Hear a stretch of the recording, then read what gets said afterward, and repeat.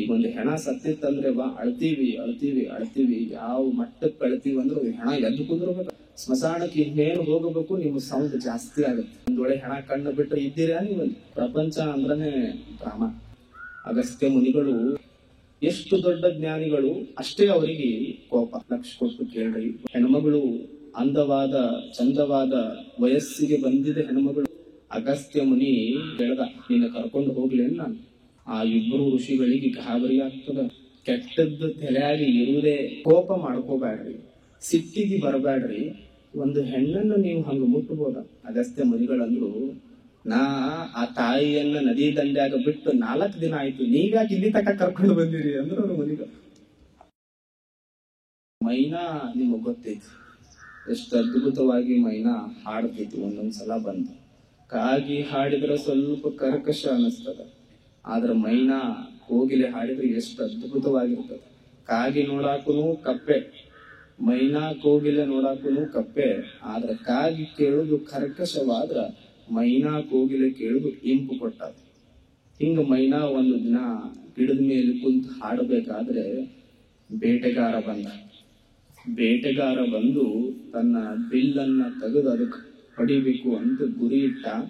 ಅದು ಹಾಡೋದ್ ನಿಲ್ಲಿಸ್ಲೇ ಇಲ್ಲ. ಅದು ಮೈನಾ ಹಾಡ್ಕೊಂತಾನೆ ಇತ್ತು, ಕೋಗಿಲೆ ಹಾಡ್ಕೊಂತಾನೆ ಇತ್ತು, ಫರಕ ನೋಡ್ಲಿಲ್ಲ ಅದಕ್ಕೆ. ಬೇಟೆಗಾರ ಆಶ್ಚರ್ಯನಾದ, ಹೆಂಗ್ ಸಾಧ್ಯ? ನಾನು ನಿನ್ನ ಸಾಯ್ಸಾಕತ್ತೀನಿ, ಖರೆ ನೀ ಹಾಡ್ಕೊಂತದಿಯಲ್ಲೋ, ಆನಂದವಾಗದಿಯಲ್ಲ, ಹೆಂಗ್ ಸಾಧ್ಯ? ಅದು ಕೋಗಿಲೆ ಅಂತೂ, ಮನುಷ್ಯ ಮಾಡಿ ನನಗ ಎಲ್ಲ ಇದ್ರು ಅಳ್ಕೋ ಅಂತ ಕಳ್ಯಾವ ನೀನು ಕೋಟಿ ಕೊಟ್ರು ಇನ್ನ ಬೇಕಂತೀನಿ, ಚಲೋ ಮನಿ ಇದ್ರು ಇನ್ನ ಬೇಕಂತೀನಿ. ಮಗ್ಳು ಚಲೋ ಮನಿ ಕಕ್ಷ, ನಾವು ಎಂದೂ ಚಲೋ ಮನಿಯಾಗೆ ತಂದೆ ಇಲ್ಲ. ನಿನ್ನ ಬುದ್ಧಿ ಏನು ಎಂತದ್ದು ಲಿಂಗಣ್ ಮಾಡಿ ಒಗಸು. ಇಂತಹ ಬುದ್ಧಿ ಇರಾವ್ ನನಗೆ ನಿನಗೆ ಬಹಳ ಫರಕ್ ಐತಿ. ನೀನ್ ನೋಡಾಕ ಚಂದ ಇರ್ಬೋದು, ಖರೆ ನಿನ್ನ ಮನಸ್ಸು ವಿಕೃತಿ. ನಾ ನೋಡಾಕ ಖರಾಬ್ ಇರ್ಬೋದು, ಖರೆ ನನ್ನ ಮನಸ್ಸು ಪ್ರಕೃತಿ.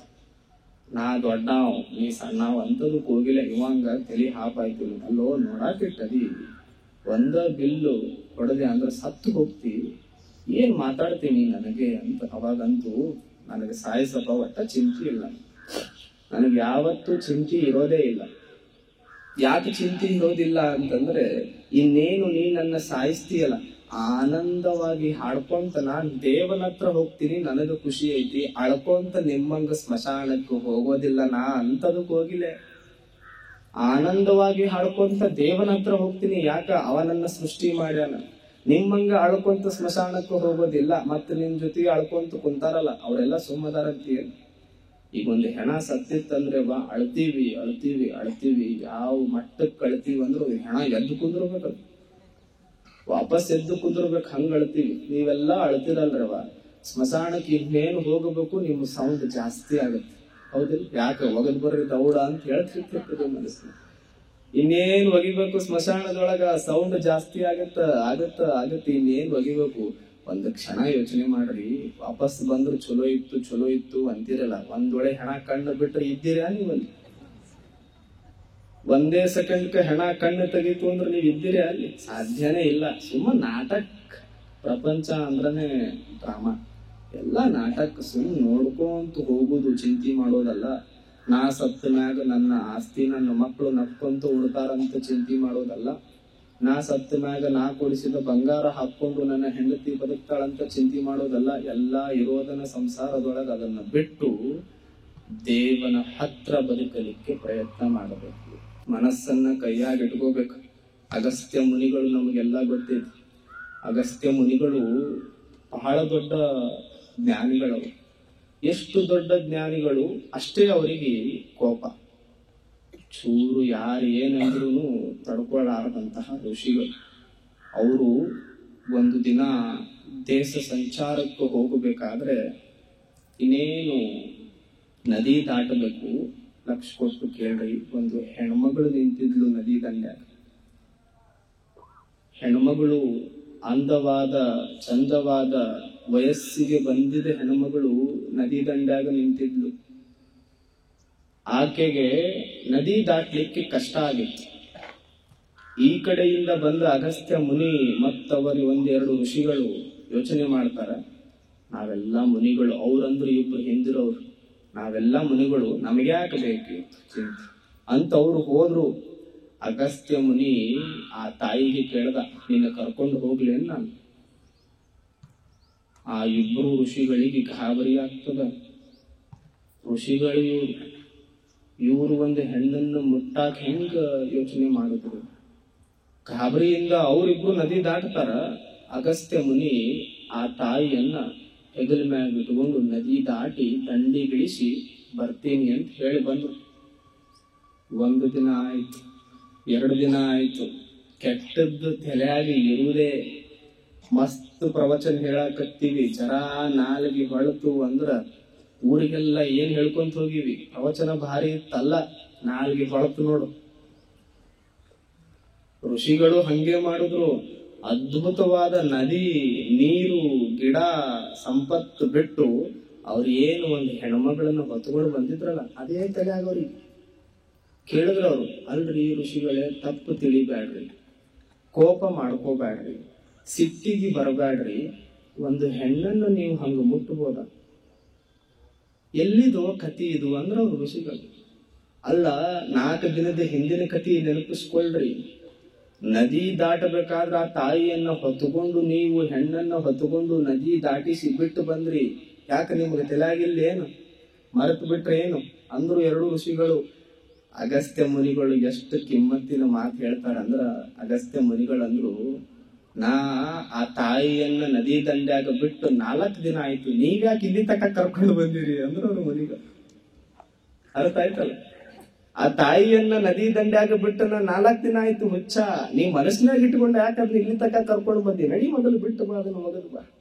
ಮನಸ್ಸೇ ಹಂಗ, ಇಲ್ಲಿದ್ದಿದ್ದ ಅಲ್ಲಿ, ಅಲ್ಲಿದ್ದಿದ್ದು ಇಲ್ಲಿ, ಈಗ ಬಂತು ನೋಡ್ರಿ, ಹ್ಯಾಪಿ ನ್ಯೂ ಇಯರ್ ಅಂತ ಮಾಡಿವಲ್ಲ. ಏನು ಬದಲಾಗ್ಯದ ಹೇಳ್ರಿ? ಕ್ಯಾಲೆಂಡರ್ ಬಿಟ್ರೆ ಏನೂ ಬದಲಾಗಿಲ್ಲ. ಹ್ಯಾಪಿ ನ್ಯೂ ಇಯರ್ ಒಳಗ ನಮ್ಮ ಹುಡುಗರು ಹೊಸು ನಿಂತಾವ್, ನ್ಯೂ ಇಯರ್ ಅಂತ.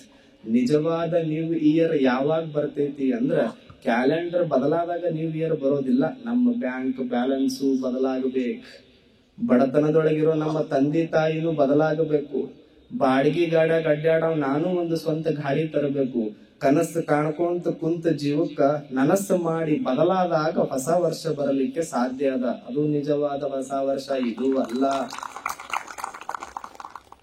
ಹೊಸ ವರ್ಷಕ್ಕೆ ಏನಪ್ಪ ಮಸ್ತ್ ಸೆಲೆಬ್ರೇಟ್ ಮಾಡ್ಯಾರಂತ ನಾವು ನೋಡಿವಲ್ಲ ಮೈಸೂರಾಗ. ಹೈಯೆಸ್ಟ್ ರೋಡ್ ತುಂಬಾ ಬರೀ ಕುಡುಕ್ರೆ, ಯಾರು ಇಲ್ಲ ಹೊಸ ವರ್ಷದಾಗ. ಕುಡ್ದಾವು ಬಿದ್ದಾವ್.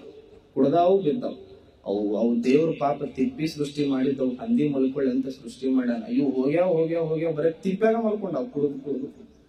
ಕುಡ್ದು ತಿಪ್ಪಾಗ ಮಲ್ಕೊಂಡಾವ್.